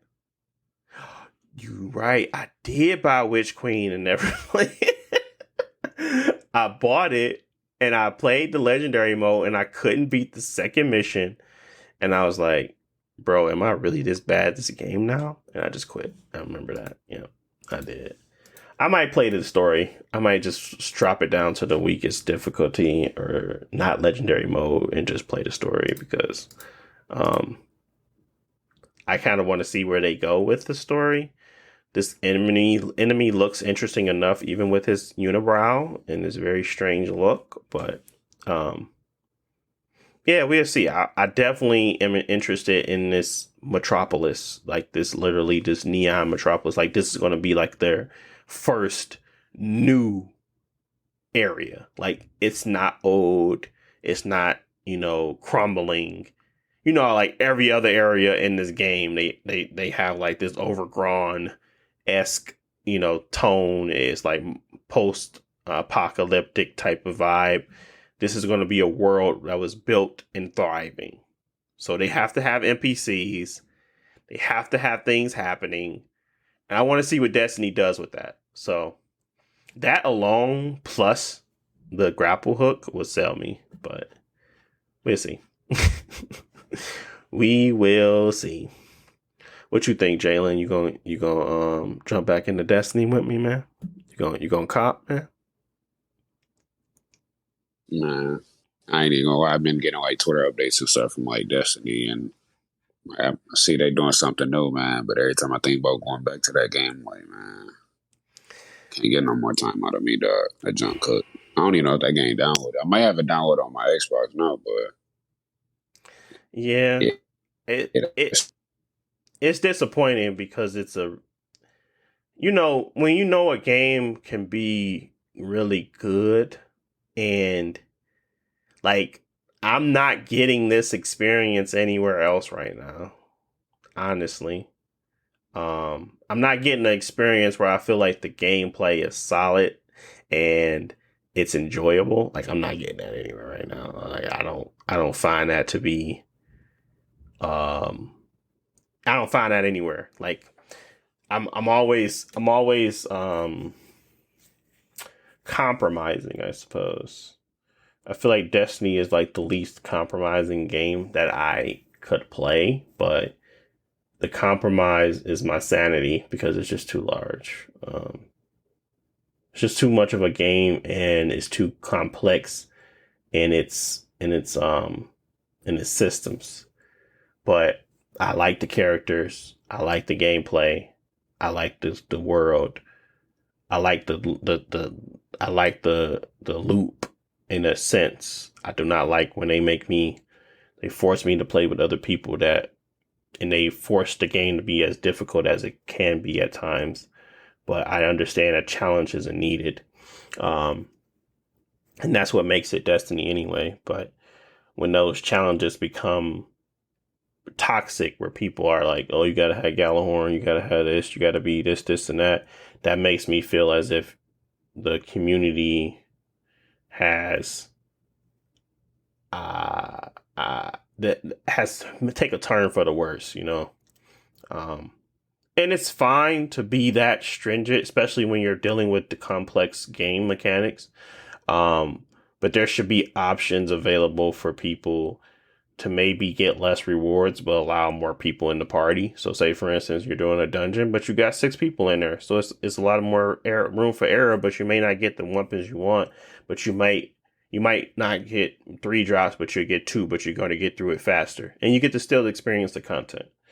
It just has to be a way for people to experience this game in a matchmaking fashion where you're not forced to really interact with people. Like, I don't know.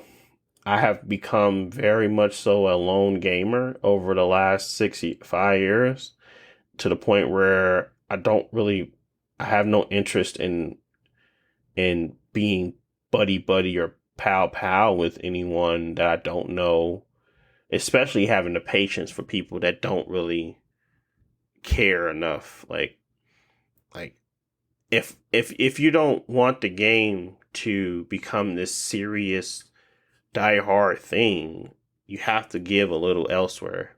And that's where they allow you to go, level up and do things like that. But remember when 12 player raids was like a broken thing and they let it stay in the game for a very long time? A lot of people got the raid done over that time frame because it was a lot less pressure, and it was just more fun for the community. But they'd never do that. But, those are the type of events where it will be like, oh, this is actually fun and not stressful and causing me to have a headache because I'm trying to get something done and I don't have 4 hours to continue to try to, get through it with the people that are not either engaged enough or good enough.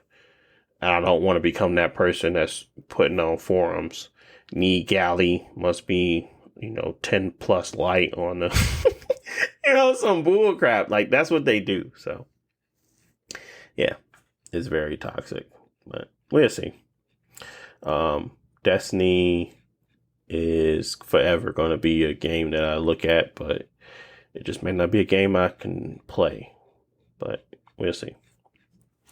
But that's pretty much it. This is way too long. Oh boy. But that's pretty much it for all of our topics for today. We're going to probably break down Gamescom on the next one. This is just way too long.